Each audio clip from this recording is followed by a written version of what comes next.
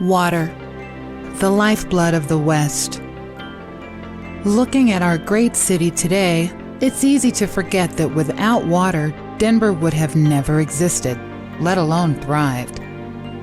The awesome sight of the snow-capped Rocky Mountains obscures the fact that we live in a semi-arid climate.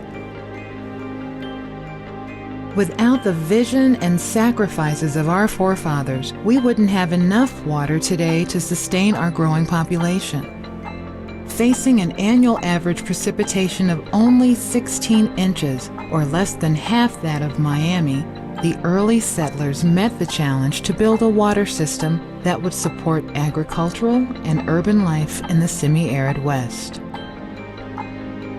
The pioneers staked a claim to the water they used for consumption and agriculture. These claims were called water rights, and they were granted on a first-in-time, first-in-right basis.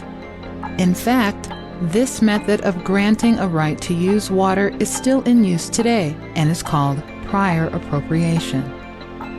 Contrary to popular belief, Denver Water does not sell any water to other states. The Colorado Compact of 1922 set limits for how much water each state could keep, while allowing portions to reach other states downstream. The compact was decreed by the United States Supreme Court and still stands today.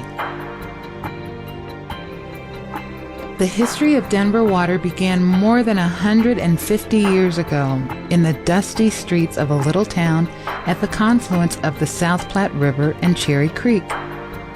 It is a history of innovation and community vision. As young Coloradans, many of us learned that Denver was created by the railroads. Yet, without a reliable water supply, there would have been no city for those railroads to serve. From 1859 to 1894, several private companies fiercely competed to provide water to the city. One company emerged from the struggle, the Denver Union Water Company. They built Cheeseman Dam, a landmark of engineering expertise and local foresight.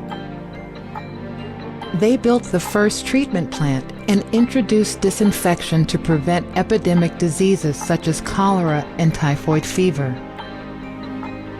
In 1918, the city and county of Denver acquired the company's assets, and the citizens of Denver became owners of the water upon which their community depended. Nearly a century later, our water system has grown considerably in size and complexity. Historic innovations include state-of-the-art treatment and recycling plants. An example of our water storage expansion is the vast system of tunnels built between 1927 and 1962 that continues to deliver water from west of the Continental Divide to the city. Denver water has contributed to the success of Colorado's economy far outside the city's boundaries, and today's visionaries are working to provide water for a growing Denver far into the 21st century and beyond.